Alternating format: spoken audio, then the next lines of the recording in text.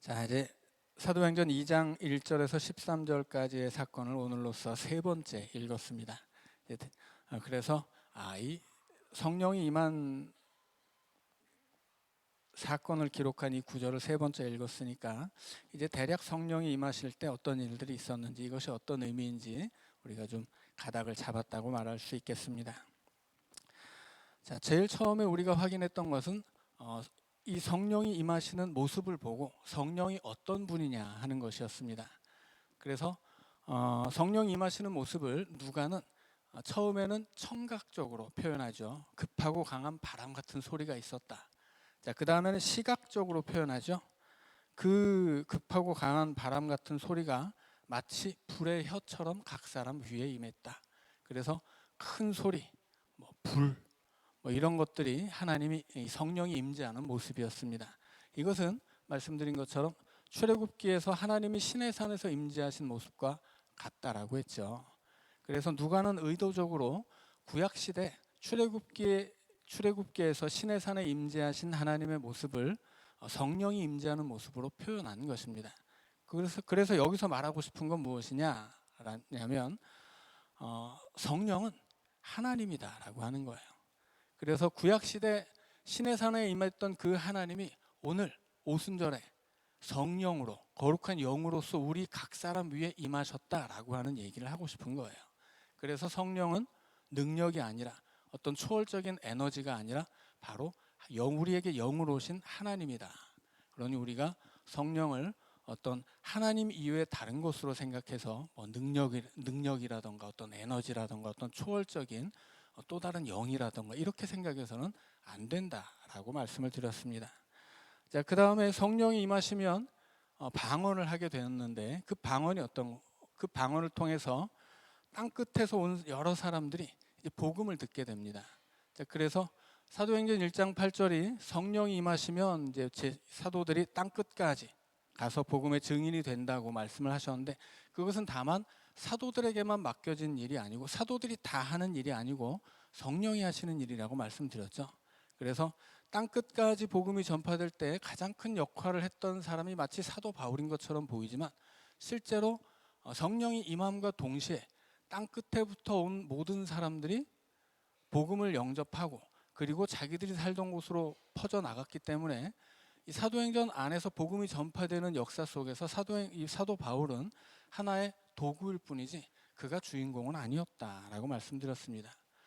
심지어 사도 바울이 복음을 전하기 전부터 안디옥에는 이방인들의 교회가 이방인들에 의해서 세워질 정도입니다. 그러니까는 우리는 이 사도행전을 통해서 사도 바울이 대단히 크고 중요한 역할을 감당했구나 이렇게 생각할 수 있지만 실제로 가장 중요한 역할은 성령이 감당하시는 것이고, 사람은 그것이 사도 바울이든 베드로든 누구든 성령이 움직이는 도구에 지나지 않는다라고 하는 것입니다. 그래서 결국은 우리가 어떤 일을 하든 그것이 사람에게 영광이 돌려져서는 안 될 것이고, 이것이 선한 일이라면 다 하나님의 은혜요 성령의 역사라고 하는 것을 우리가 고백해야 되는 것입니다. 이것은 오늘 우리 교회 안에서도 마찬가지요. 무슨 목사 하나가 잘해서, 무슨 장로님 한 분이 잘해서, 권사님, 집사님, 교회 안에 어떤 사람 한둘이 뭔가를 해서 일이 이루어지는 게 아니에요.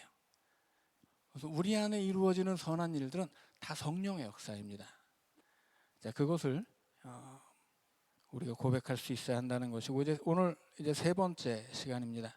자, 오늘은 이 성령이 임하신 뒤에 이제 사도들이 방언을 하게 되는데 이 방언이 도대체 어떤 것인가라는 것을 좀 살펴보려고 합니다. 자, 3절에 보면 마치 불의 혀처럼 갈라지는 소리가 있었다, 그렇게 이야기되죠. 여기서 혀는 헬라어로 글로사이입니다. 말 그대로 혀예요. 자, 그런데 4절에 보면 그들이 다 성령의 충만함을 받고 성령이 말하게 하심을 따라 다른 언어들로 말하기를 시작하니라.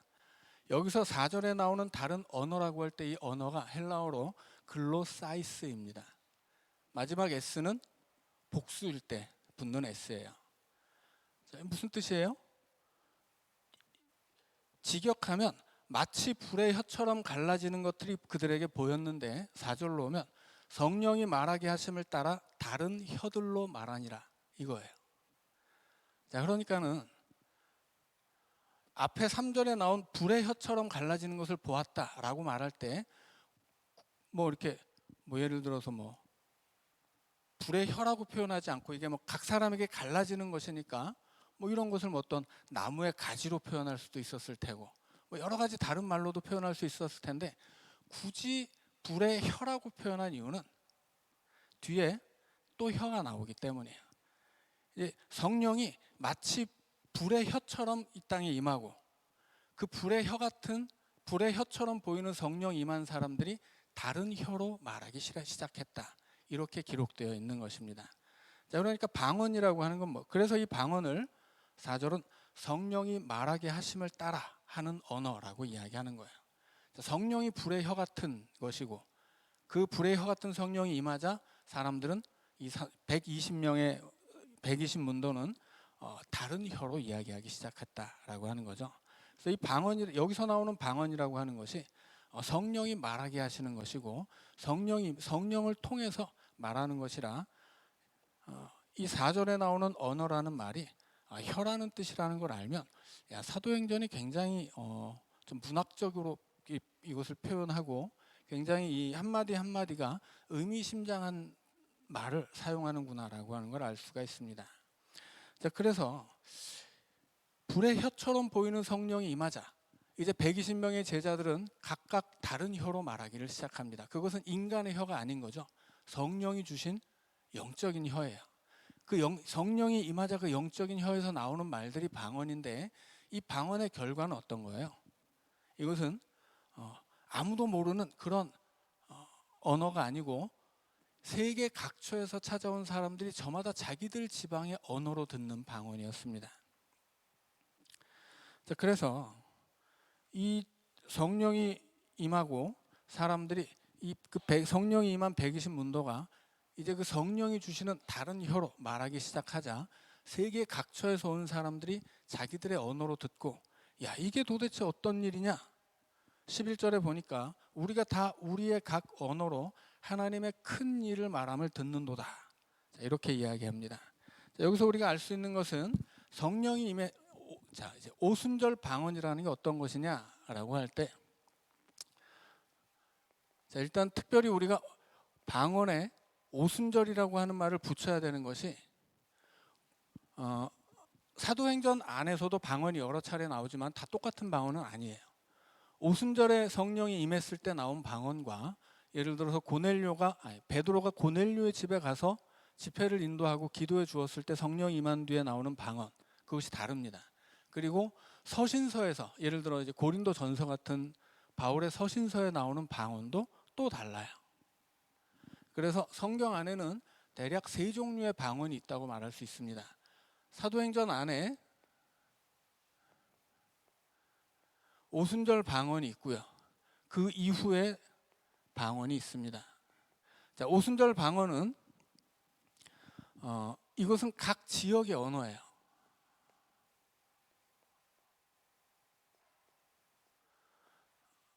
자, 그래서 이것을 어떻게라고 말할 수 있습니다. 어떻게 방언을 했느냐? 각 지역의 언어로 방언을 했다. 자, 그러면 이제 무엇을 이야기했느냐? 또 우리가 알아야 돼. 이게 중요합니다. 자, 무엇을 이야기했느냐? 그것이 11절에 나오죠. 우리가 다 우리의 각 언어로 하나님의 큰 일을 말함을 듣는도다. 이 방언을 하기 시작한 사람들이 무엇을 얘기하기 시작했어요? 하나님의 큰 일이에요.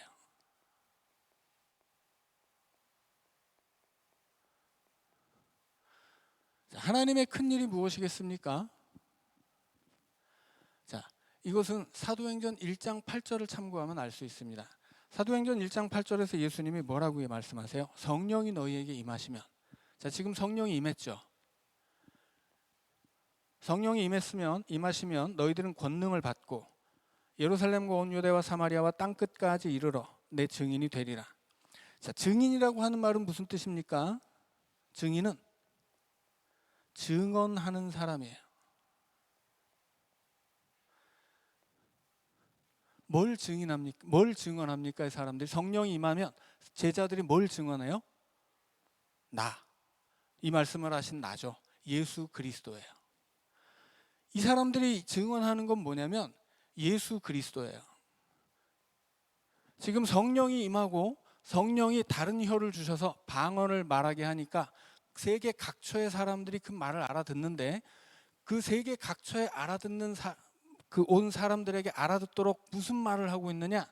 그것은 하나님의 큰일인데, 하나님의 큰일이 뭐냐? 1장 8절을 봤더니 성령이 임한 다음에 하는 증언은 뭐예요? 예수 그리스도예요. 그러니까 하나님의 큰일은 곧 예수 그리스도입니다.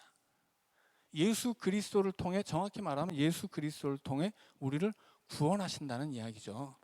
큰 일이라고 하는 것을 우리는 역사라는 말로 표현하죠. 하나님의 역사가 뭐예요? 우리를 위한 구원의 사건이죠.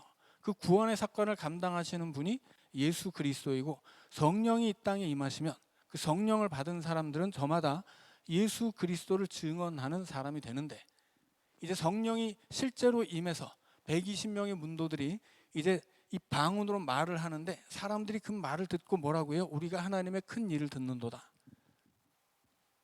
이렇게 이야기합니다. 그러면 이 하나님의 큰 일이 바로 예수 그리스도이고 사도들이 전한 것이죠.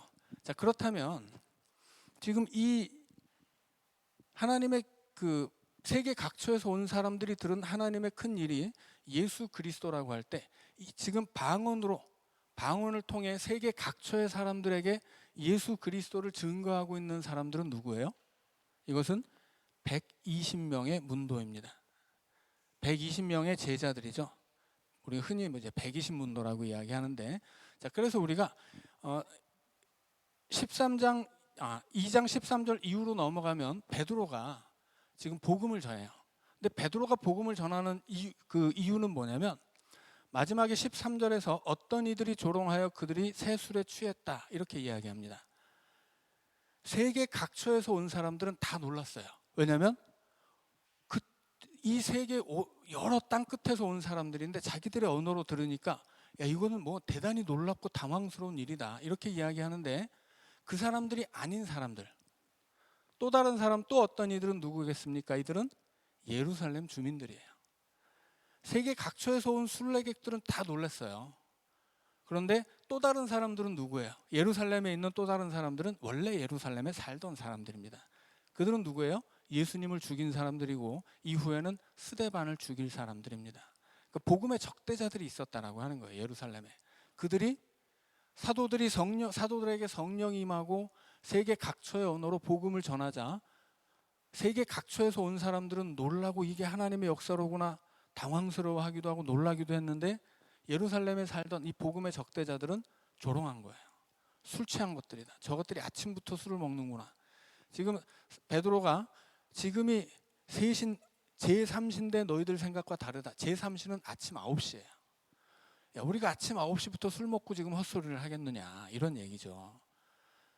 성령이 말하게 하심을 따라 세계 각처의 언어로 이야기하는 사람들을 향해서 예루살렘 주민들이 저것들은 술 취한 거야, 이렇게 조롱을 하자 베드로가 나서서 그들에게 변명을 하는 거죠. 이게 아니다. 그래서 14절부터 나오는 이야기는 예루살렘 주민을 향해 말하는 베드로의 이야기예요. 그런데 그 앞에 12절까지 세계 각처에서 온 사람들이 다 듣고 놀란 것은 누가 얘기한 거예요? 그것은 베드로가 아니라 120명의 모든 제자들입니다. 그러니까 성령이 임하면 베드로만 복음의 증인이 되는 게 아니잖아요. 성령이 임하면 누구나 복음의 증인이 되는 것입니다. 그러니까 오순절에 기도하던 120문도에게 성령이 한 사람 한 사람 각자에게 임하고, 그들이 다 성령이 주신 다른 혀를 가지고 방언을 말하는데, 그 방언은 하나님의 큰 일이었고, 이 하나님의 큰 일은 예수 그리스도예요. 자, 그러니까 우리는 오순절 성령이 임했다라고 할 때 그 120명이 성령이 임하자 방언으로 기도했다, 이렇게 생각한단 말이에요. 그게 아니라는 거죠. 성령이 임하자 그들이 방언으로 말하는데 기도한 것이 아니고 복음을 전하는 것입니다. 그래서 이 120명의 사도들이 예수님이 사도행전 1장 8절에서 말씀하신 것처럼 성령이 임하자 권능을 받고 땅 끝까지 나가서 복음의 증인이 될 사명을 감당하는데, 일단 예루살렘에 모인 그 땅 끝에서 온 사람들에게 복음을 전하는 것입니다. 그래서 이 120명의 문도들이 하나님의 큰 일을 말하는 것을 듣고 사람들이 놀란 거예요. 일단 내용도 놀랍지만 방법도 놀랍습니다. 내용 자체는 예수라는 메시아가 오셔서 예수가 그리스도이고 그분이 하나님의 아들이며 우리가 그분을 죽였지만 그분이 부활했다. 그래서 그분은 우리의 구주시다. 이런 얘기였어요. 이것 자체도 놀라운 일이죠. 그건 이제 다음에 나올 이야기고. 근데 그 이야기를 할 때 자기들은 분명히 세계 각처에서 와서 수많은 나라 사람들인데 이 120명의 사람들이 저마다 그 각처의 언어로 이야기를 하니까 거기에 놀란 거야. 그래서 야, 이것은 사람의 일이 아니라 하나님의 일이로구나. 이렇게 인정하게 되었다는 뜻입니다. 자, 그런데 그것을 인정하지 않는 사람들도 있죠. 누구예요? 예루살렘 주민들. 그 예루살렘의 주민들은 그것을 인정하지 않고 저 사람들이 술을 먹어서 그렇다. 그렇게 조롱을 하게 됩니다.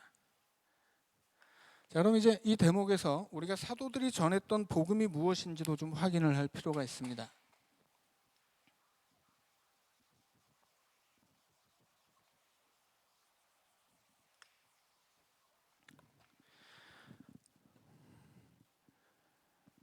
자, 사도행전 1장 22절을 한번 보세요. 자, 1장부터 5장까지 각 장마다 어떤 복음을 전했는지를 지금 사도행전이 기록하고 있습니다. 자, 22절을 보면 항상 우리와 함께 다니던 사람 중에 하나를 세워. 누구를 세운다는 거예요? 가룟 유다 대신에 세울 12사도의 빈자리죠. 자, 거기에 마띠아를 세우게 되는데 마띠아를 세우는 이유가 뭐냐? 예수께서 부활하심을 증언할 사람. 자, 예수 그리스도의 부활하심. 자, 이것은 예수 그리스도의 부활이자 부활하신 예수 그리스도예요. 자, 예수 그리스도의 부활과 부활하신 예수 그리스도를 전할 사람을 뽑자. 그렇게 이야기하죠. 자, 2장 32절을 한번 보시죠. 자, 이 베드로의 이야기입니다. 2장 32절. 이 예수를 하나님이 살리신지라 우리가 다 이 일의 증인이로다. 성령이 임하자 증인이 된다고 했는데 어떤 증인이에요? 하나님이 살리신지라. 하나님이 다시 살린 거 그게 뭡니까? 부활이죠. 베드로는 자기가 부활의 증인이다. 그렇게 이야기하고 있습니다. 자, 3장 14절을 보겠습니다. 3장 14절 15절입니다. 너희가 거룩하고 의로운 일을 거부하고 도리어 살인한 사람을 놓아 주기를 구하여 생명의 주를 죽였도다. 그러나 하나님이 죽은 자 가운데서 그를 살리셨으니 우리가 이 일의 증인이라. 자, 성령을 받은 사도들은 무엇의 증인입니까? 예수 그리스도의 증인인데 어떤 예수 그리스도예요? 부활하신 예수 그리스도예요. 자, 4장에도 또 나옵니다. 4장 33절을 보시죠. 4장 33절 사도들이 큰 권능으로 주 예수의 부활을 증언하니. 사도들이 증언한 내용이 뭐예요? 주 예수의 부활입니다. 자, 5장 30절을 보시죠. 너희가 나무에 달아 죽인 예수를 우리 조상의 하나님이 살리시고 이스라엘에게 회개함과 죄 사함을 주시려고 그를 오른손으로 높이사 임금과 구주로 삼으셨느니라. 우리는 이 일의 증인이요. 자, 무엇을 증언하는지가 지금 명확하게 계속 반복되고 있죠. 첫째로는 사도행전에서 복음의 가장 중요한 가치는 부활에 있습니다.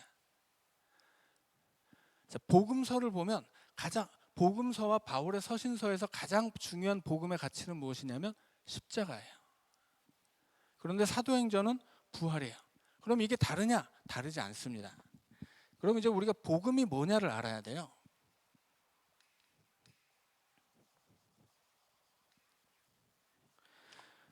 자, 복음이 무엇이냐? 그것은 우리가 방금 읽은 5장에서 5장 32절을 보세요. 자, 5장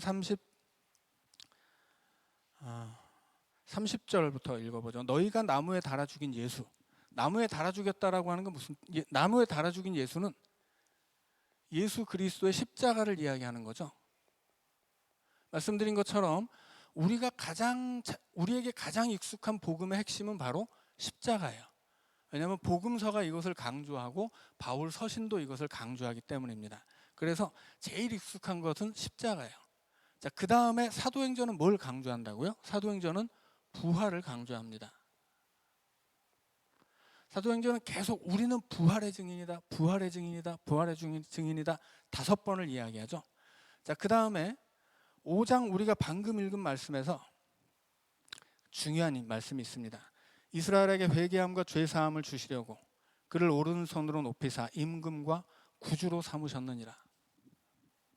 구주로 삼으십니다.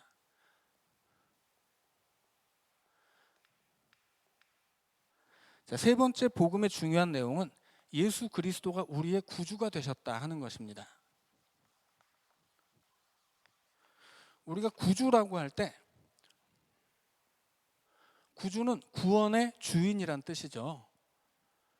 사실은 뭐 구자는 빼도 되고 붙여도 돼요. 자, 중요한 건 우리의 주인이 되셨다라고 하는 거예요. 자, 본래 사람의 주인은 누구입니까?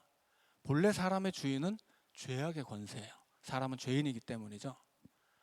자, 사람은 죄의 종이에요. 바울의 표현을 빌리면 죄의 종이고, 죄의 종이란 말은 죄에 매여 있다는 것이고 죄악의 권세에 사로잡혀 있다는 뜻이고, 이 죄악과 함께 하나님 앞에 심판을 받을 수밖에 없다는 뜻이에요. 그것을 요한복음은 멸망이라고 표현하고, 그 멸망의 반대편에 있는 것이 영생입니다. 그 영생을 얻는 것은 구원이고 영원히 죽는 그 멸망은 심판이에요. 그래서 우리는 하나님 앞에 심판을 받을 수밖에 없는 죄의 종이었어요. 다른 말로 하면 이게 죄인이죠. 그래서 사람의 본래 주인은 사람을 창조하신 하나님인데 사람이 하나님을 떠나버렸거든요. 그래서 사람이 독립했냐면 그게 아니에요. 하나님이라는 주인에서 마귀라고 하는 주인으로 주인이 바뀐 거예요. 그래서 우리는 사망의 권세에 사로잡힌 죄인들이 되었습니다. 그런데 예수님이 우리가 죄인인데 우리의 죄의 문제를 해결해 버렸어요. 어디서? 십자가에서. 그래서 어떻게 됐습니까? 우리는 죄를 지었지만 예수 그리스도의 십자가를 통해 용서를 받습니다. 그래서 우리는 이 죄의 종으로, 죄로부터 자유로워졌어요. 그럼 우리는 이제 자유로워서 자유가 됐으니까 우리는 뭐 죄에도 매이지 않고 하나님께도 매이지 않느냐, 그게 아니죠. 우리는 다시 하나님의 소속이 되는 거예요. 예수님을 통해서 본래의 소속을 되찾는 거죠. 그래서 예수님이 주인이 되시는 거예요. 예수님이 주인이 되신 이유는 무엇입니까? 예수님이 십자가에서 보혈의 피로, 그 피값으로 우리를 사셨거든요. 그러니까 우리는 이 죄를 짓고 심판이 예약되어 있었는데 예수님이 십자가에 죽어서 우리의 죄값을 대신 치러주셨어요. 그래서 우리를 사셨습니다. 그게 이제 바울이 이야기하는 바죠. 바울이 서신서에서 그런 얘기를 해요. 예수님이 보혈의 값으로 우리를 산 거예요.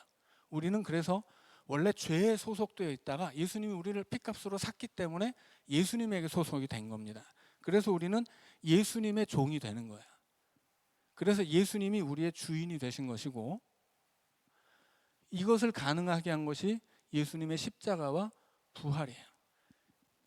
이것은 하나의 사건이지 세 가지 사건이 아니에요. 예수님의 죽음은 우리를 대신한 것이죠. 예수님의 부활, 이건 역시 우리를 대신한 것입니다. 예수님이 부활의 첫 열매잖아요. 그것은 예수 안에 있는 사람들, 예수 그리스도를 통해 구원받은 사람들은 부활의 두 번째 열매가 된다는 뜻이에요. 첫 번째 열매와 두 번째 열매의 차이는 뭐가 있을까요? 없어요. 우리가 그러나 우리를 두 번째 열매라고 표현하는 이유는 어떤 나무의 열매든지 처음 딱 열매가 맺히잖아요. 처음엔 사과가 맺혔는데 그 다음 포도가 맺히는 나무가 있나요? 아니죠. 포도나무에는 포도만 맺히게 돼 있어요. 어떤 나무에 포도가 딱 매달려 있으면 두 번째 열매는 뭐예요? 무조건 포도예요. 예수님이 부활의 첫 열매라는 말은 그런 뜻입니다. 예수님이 부활이라는 열매를 맺었어요. 예수 안에 있는 우리도 그 부활의 열매를 맺는다는 뜻입니다. 그래서 예수님이 부활하시고 그 부활의 첫 열매가 되셨다는 말씀은 예수님 안에 있는 우리도 예수님과 똑같이 부활한다라는 뜻이에요.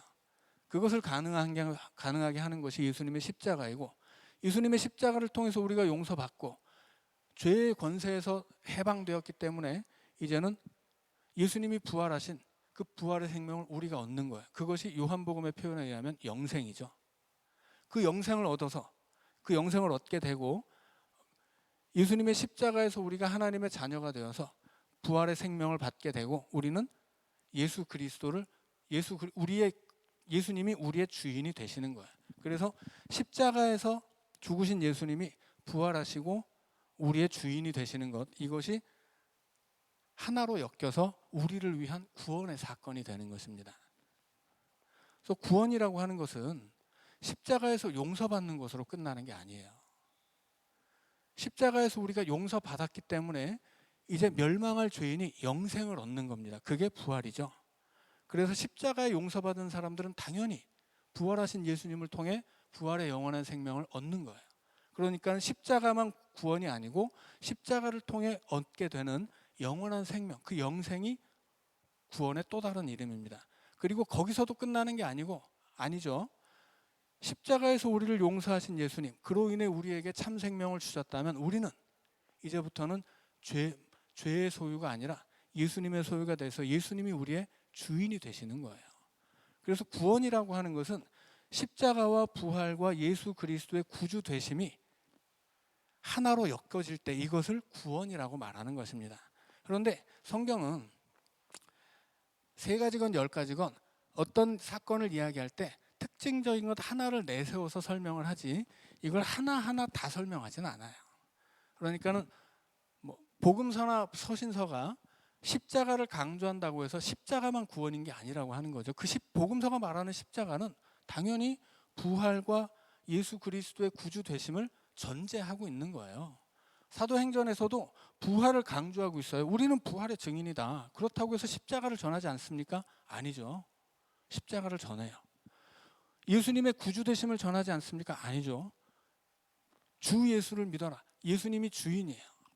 그러니까 우리는 십자가에 너무 익숙해서 막 십자가가 복음의 전부인 것처럼 생각할 수 있지만 그것이 전부가 아니라 이 십자가는 그 십자가에서 발생하는 부활의 생명과 그로 인해 발생하는 예수 그리스도의 구주 되심, 이것이 다 하나로 엮여 있는 거예요. 그래서 복음이라는 건 뭐냐?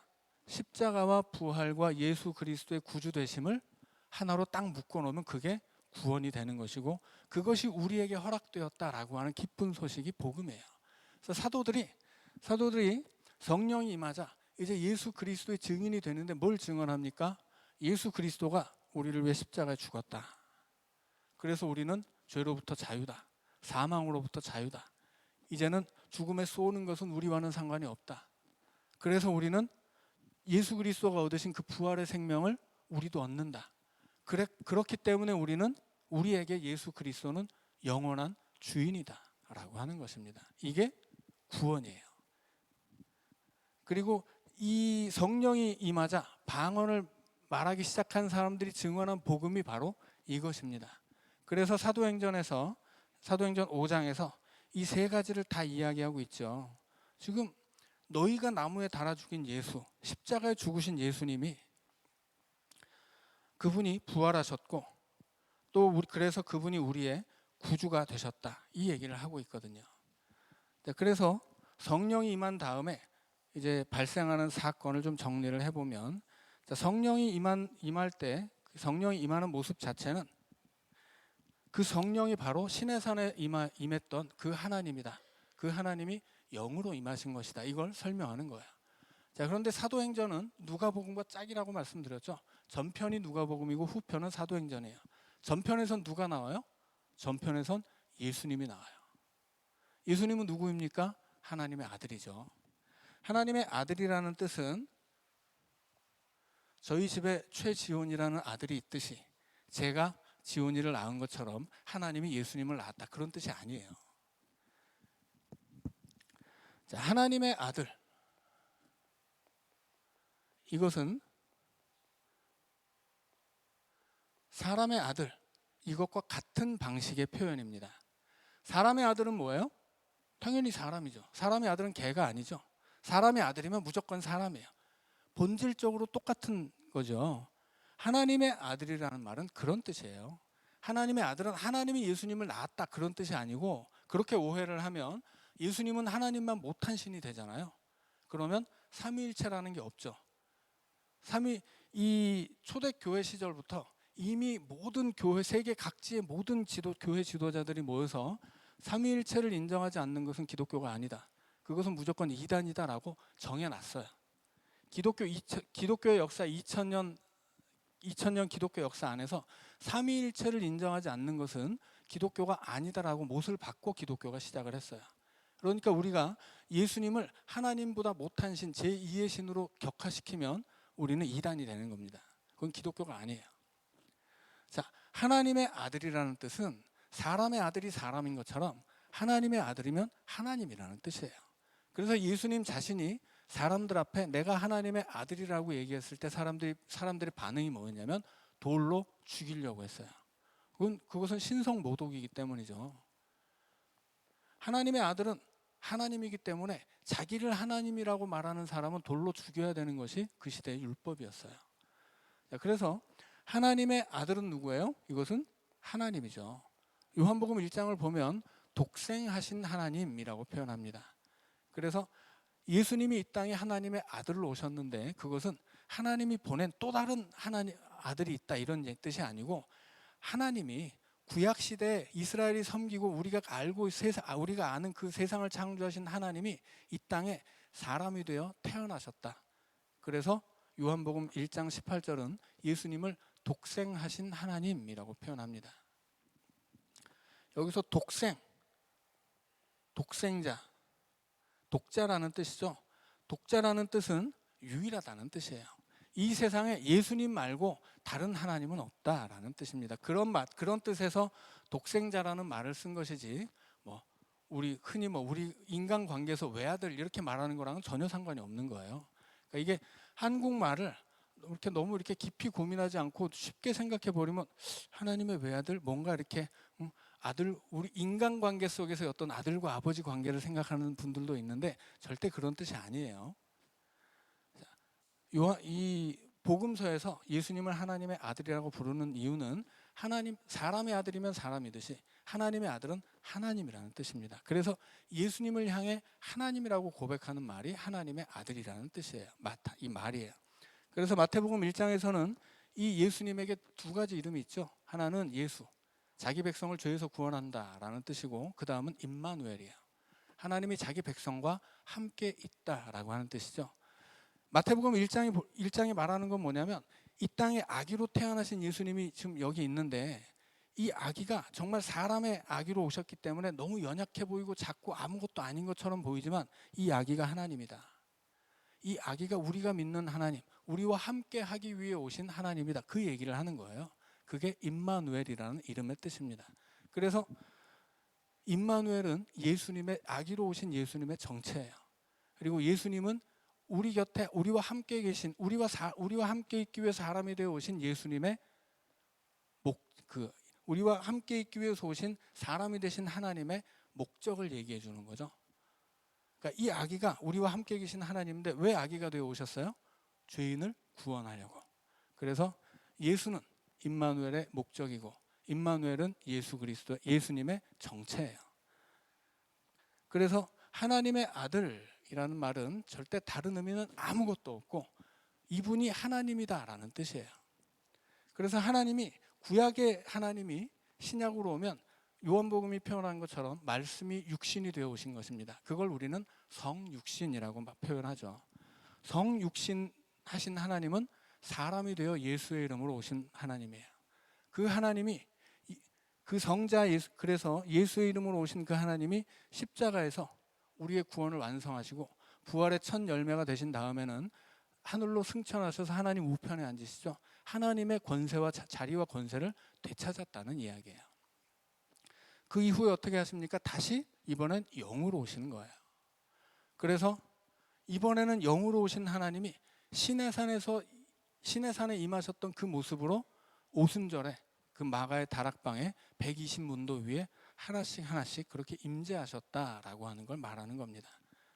그러니까는 이제 사도행전 앞에서 이 누가는 예수님이 어떤 분이냐? 그분은 하나님이다라고 우리에게 누가복음을 통해 설명한 다음에 사도행전을 통해서 그 하나님이 이번엔 영으로 오순절에 이 땅에 임했다.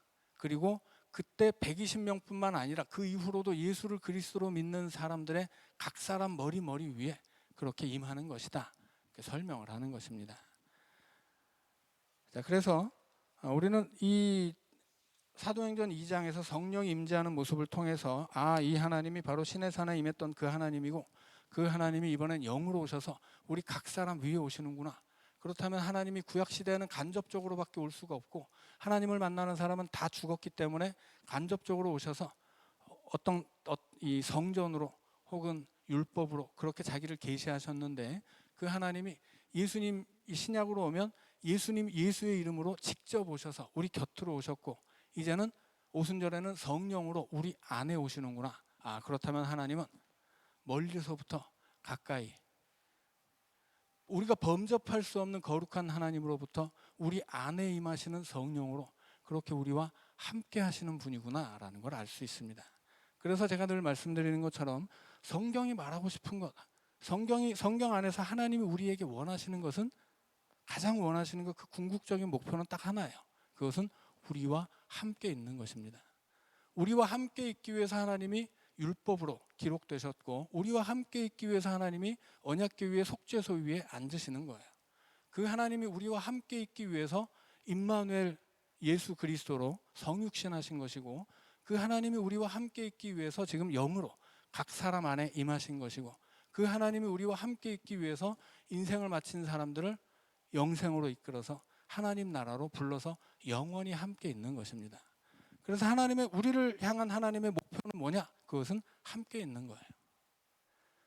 이것은 구약으로부터 신약에 이르기까지 하나님이 가장 원하시는 한 가지 목적은 우리와 함께 있는 것입니다. 그래서 하나님을 떠나는 것, 우리와 함께 하시려는 하나님을 떠나는 것은 바로 죄악이죠. 그리고 그 하나님을 떠난 길에서 돌이키는 것이 회개이고, 돌이키는 사람들을 하나님이 예수 그리스도 안에서 불러서 영원히 함께 계시는데, 우리가 이 세상을 살아갈 때는 성령으로 오셔서 함께 하시고, 우리가 이 세상을 떠나게 될 때는 하나님 나라로 불러서 그 품에 안아서 영원히 함께 하시는 것입니다. 자, 그럼에도 불구하고 이런 사실을 믿지 않는 사람들이 있어요. 누구예요? 13절이 말하는 또 어떤 이들이죠. 어떤 사람들은 조롱해요. 세계 각처에서 온 사람들은 놀라고 막 너무 당황스러워합니다. 왜냐하면 이건 설명할 수 없는 일이거든요. 하나님의 일은 설명하기 어렵죠. 근데 설명할 수 없기 때문에 놀라는 사람들이 있는 반면에, 설명할 수 없으니까 안 믿는 사람들도 있어요. 설명할 수 없기 때문에 조롱하는 사람들이 있는 거죠. 그 사람들이 예루살렘 주민이에요. 예루살렘 주민들이 조롱했던 이유는 뭐겠어요? 가장 직접적인 이유는 쉽게 말하면 무식해서예요. 지금 세계 각처에서 온 사람들이 들은 건 뭐예요? 저마다 자기가 살던 동네의 언어입니다. 그런데 예루살렘 주민들은 그 언어를 알아요, 몰라요? 몰라요. 그러니까 지금 사도들이 술이 취해서 헛소리를 한다고 생각하는 것은 그들이 말하고 있는 언어가 세계 각처에서 사용하고 있는 언어라고 하는 걸 모르기 때문이에요. 이걸 알면 깜짝 놀라고 인정할 수밖에 없는데, 모르니까 어떻게 됩니까? 쟤네들은 술 취했나 봐. 뭐 아침부터 술을 먹고 그러지? 이렇게 얘기를 하게 된 거예요. 자, 그래서 이제 사도행전 2장 1절부터 13절까지 성령이 임하시는 장면과, 또 그것이 성령이 임하신 이후에 일어나는 결과들을 통해서 성령이 어떤 분이신지, 또 그들이 이 성령이 임하자 사도들이 증언한 내용이 무엇인지, 그리고 이제 앞으로 이어질 어떤 이 사도행전의 사건들이 어떻게 흘러가는지를 우리가 배웠습니다. 그러니까 여러분들이 미리 생각하고 좀 주일학교 때 배워서 알고 있던 것과는 좀 다를 수 있어요. 주일학교 때는 워낙에 너무 단편적으로만 배우는 거죠. 성령이 임해서 막 이렇게 방언을 하게 되면 사람들이 막 다 방언 기도하는 것으로 생각하는데, 그런 것이 아니에요. 이 사람들이 성령이 임해서 하는 일들은 물론 기도도 했겠죠. 그러나 중요한 건 뭐예요? 복음을 전하는 것입니다. 자, 그리고 이제 오늘 이들이 했던 방언과 고린도전서에 나오는 방언과 또 사도행전 후반부에서 나오는 방언이 어떤 것인지를 좀 설명을 드리려고 했는데, 시간 관계상 다음으로 미루고, 또 다음 이야기들이 나오는 과정 속에서 많이 설명할 수 있는 기회들이 있으니까 또 이후에 설명을 하도록 하겠습니다. 자, 오늘은 여기까지 하고 기도하고 마칩니다. 사랑의 주님, 오늘 우리에게도 성령이 임하셨으니 오늘 우리도 복음의 증인이 되게 하여 주시옵소서.